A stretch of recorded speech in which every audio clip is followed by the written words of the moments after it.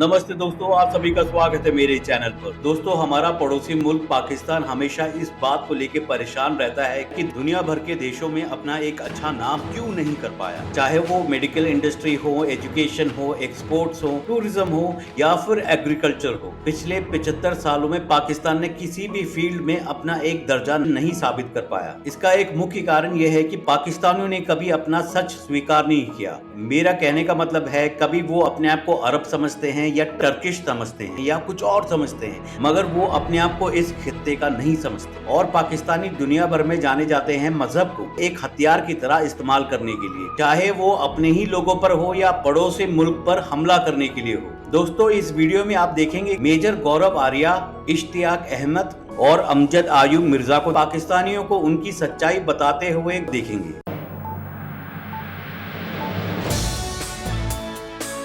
आज Pakistan organ failure का शिकार है, यानी कि आपका स्टेट बैंक काम नहीं कर रहा सही तरह से, वो आईएमएफ के डिक्टेट्स पे चल रहा है, वो आपकी इकोनॉमी को ठीक करने के लिए बॉन्ड रिलीज नहीं कर सकता अपनी मर्जी के।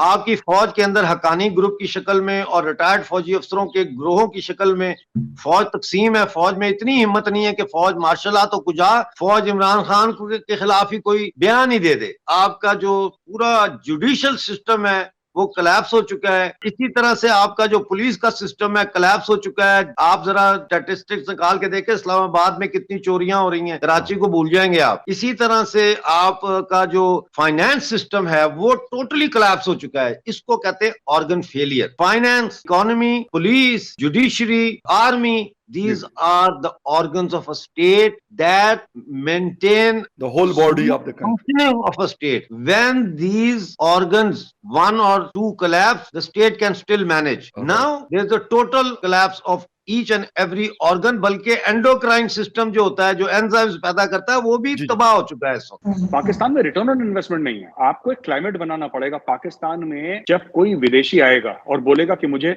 माना कि 50 मिलियन की एक फैक्ट्री खोलनी है, पाकिस्तान में इतनी जबरदस्त ब्यूरोक्रेसी है कि वो बेचारा डिप्रेशन से मर जाएगा। फॉर्म इतने भरने हैं, परमिशन इतनी लेनी है, ऊपर से नीचे तक इतनों को खिलाना है, ये करना है, वो इतना ज्यादा पचड़ा है कि nobody wants to invest। और $50 मिलियन अगर उसको इन्वेस्ट करना है, जब तक वो फैक्ट्री लगाएगा उसके हाथ में सिर्फ 15 मिलियन रह जाएंगे और बाकी लोग निपटा चुके होंगे। It's not just a question of terrorism, it's a question of apathy, it's a question of corruption, it's a question of the bureaucratic structure. कई सारे इश्यूज हैं। बात यह है कि there is no Pakistan without the Pakistan army. Pakistan में और कोई इंस्टीट्यूशन है नहीं आरजू जी, लेकिन फैक्ट यह है कि आपके यहाँ ना कोई चीज काम नहीं करती। जो वो बिजली देता है कि इलेक्ट्रिक, वो ठीक से काम नहीं कर रहा, ठीक है ना। आपके डैम्स ठीक से काम नहीं कर रहे, सोपारको ठीक से काम नहीं कर रहा, आपका क्रिकेट बोर्ड ठीक से काम नहीं कर रहा, economy, diplomacy, parliament, supreme court, काम आपका कौन कर रहा है? आपके मुल्क में एक ही इदारा है, लेकिन fact of the matter is it is the only institution in Pakistan that works. कभी कभी ऐसा लगता है कि वो कोई ऐसा फैसला दे रहे हैं जिससे लगता है कि जुडिशरी का भरम है। ये बिल्कुल इस तरह है जिस तरह कोई मरीज कोमे में हो और आप उसको आवाजें दें तो हल्की सी उसकी आंख की पुतली हिले तो आप कहें नहीं नहीं जिंदा है, जिंदा है, जिंदा है। कब का मर चुका है भाई, वो मशीनों पे कोमे में पड़ा हुआ है। और काफी आपके टॉप एंकर्स भी बोलते हैं कि साहब, इंडिया में इलेक्शन में सबसे बड़ा जिसने पाकिस्तान को गाली दी थी वो इलेक्शन जीत जाता है। ऐसा पाकिस्तान में अक्सर टेलीविजन एंकर्स बोलते हैं। आपको पता है पिछले साल इंडिया का total export crossed 650 billion US dollars, जिसमें 400 बिलियन नॉन आईटी था। 650 बिलियन डॉलर्स, जो कि कह रहे हैं कि 4-5 साल में it will cross $1 trillion per year. $1 trillion per year. ये पाकिस्तान को गाली देके इंडिया ने $650 अरब का एक्सपोर्ट कर दिया, बस पाकिस्तान को गाली दे देके। ये जो हमने इंफ्रास्ट्रक्चर बनाया है इतना जबरदस्त, ये जो हमारा स्पेस प्रोग्राम है, जो फार्मर्स को हम लोग इतनी सब्सिडी दे रहे हैं, दुनिया भर की जो इंडिया में चीजें लग रही हैं, जो हमारे दुनिया भर के हमारे टॉप सॉफ्टवेयर कंपनीज में हमारे सीईओज हैं, जो हमारी डिप्लोमेसी है, doctor Jaishankar, prime minister Narendra Modi ji, ये सब पाकिस्तान को गाली देके चल रही है। हिंदुत्व, आरएसएस, नाथसी, फाशिस्ट, मुसलमान बुरे होते हैं, सिर्फ हिंदू, यही सब कर करके हम लोग वर्ल्ड में टॉप पे पहुंच रहे हैं। One of the top performing economies in the world है। तो ये थोड़ा सा सोचना पड़ेगा कि क्या बोलते हैं, इसके पीछे लॉजिक, ये सोचना पड़ेगा। सब मलियामेट कर दिया है इस कमबख्त इमरान खान ने। इसके पास चांस था कि ये पाकिस्तान को निकाल लेता इस बुरान से, जितनी सपोर्ट के साथ ये आया था, फौज इसके साथ, पब्लिक इसके साथ, इंस्टीट्यूशंस इसके साथ, जहांगीर तरीन का पैसा था, अलीम खान का पैसा था। आज तक किसी वजीर आज़म को प्लेट में ऐसी कोई चीज रख के किसी ने दी है? भुट्टो से लेके आज तक नहीं। लेकिन इसने जो है, क्यों? क्योंकि इसके पास पॉलिटिकल अकल नहीं है, ये सियासतदान नहीं है, ये पैराशूटर है, इसको पैराशूट से उतारा गया है, इसकी पॉलिटिकल ग्रूमिंग नहीं हुई। We are lucky to have prime minister Modi leading the nation. Hindi में एक शब्द युग पुरुष, एक पूरे युग में कभी कभी कोई ऐसा पैदा होता है जो, देखिए दीन दुनिया तो चलती रहती है, ये निर्मोही टाइप के लोग हैं, ये जैसे दरवेश टाइप के होते हैं ना जो। मोदी जी का एक 2 बेडरूम का फ्लैट है अहमदाबाद में, कल अगर प्रधानमंत्री रहे अपना झोला वाला बांध के चले जाएंगे।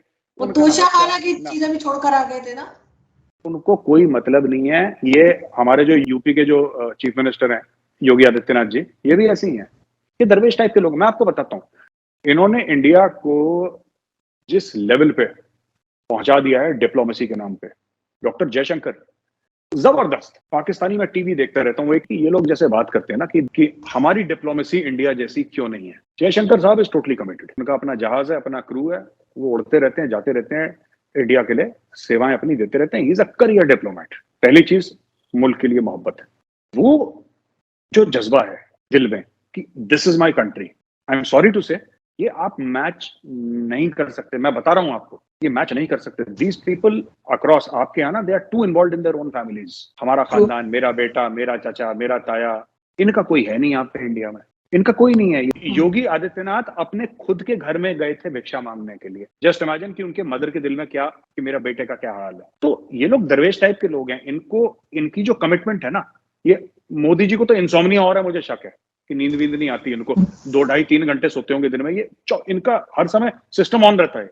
और मेरी हमेशा से ये पॉइंट ऑफ व्यू रहा है कि इंडियंस के साथ आप जो मर्जी कह लें, but they are loyal to the soil जहां पे वो रहते हैं। जबरदस्त। और ये इमरान खान ने कहा है। हमारे यहाँ देखो, हम कोशिश करते हैं कि हम कभी अरब हो जाएं, पाकिस्तान को हम तुर्किश हो जाए सर, पाकिस्तान कहते हैं। मैंने पाकिस्तान, मैं आया हुआ था लाहौर, मैं कहा यार है पाकिस्तान केड़ा मुल्क है। उन्होंने कहा जी कोई मुल्क नहीं, ये पाकिस्तान, क्योंकि अरबी में पे नहीं है ना, पे है, तो इन्होंने पाकिस्तान करना शुरू कर दिया यार। उन्होंने कहा जी हम पाकिस्तान हो गए हैं। तो ये हमारा हाल है यार। रहते आप यहाँ हैं, आप अपने आप को अरब मानते हैं, अरब आपको वो क्या कहते हैं, मस्कीन समझते हैं, मस्कीन समझते हैं। हमारी तो कोई स्टैंडिंग नहीं है ना। कुछ 1947 से पहले अरबियों को अपना बाप कराने निकले थे, वो अभी तक अरबियों की गोद में बैठे हुए हैं। फिर बीच में अमेरिका हमारा बाप बना, अबू अबू मुझे लोलो पोपो करे। आजकल तुर्की बड़ा बाप है हमारा, हम सब तुर्की की गोद में बैठते हैं क्योंकि इतना खूबसूरत अबू, हाय अल्लाह। पाकिस्तानियों को दिल पिघलेंगे, चाइना वाले भी अबू बनना चाहते हैं। हमारे वक्त अपने बाप की तलाश में रहते हैं। We are not a country with identity confusion, we are a country with daddy issues.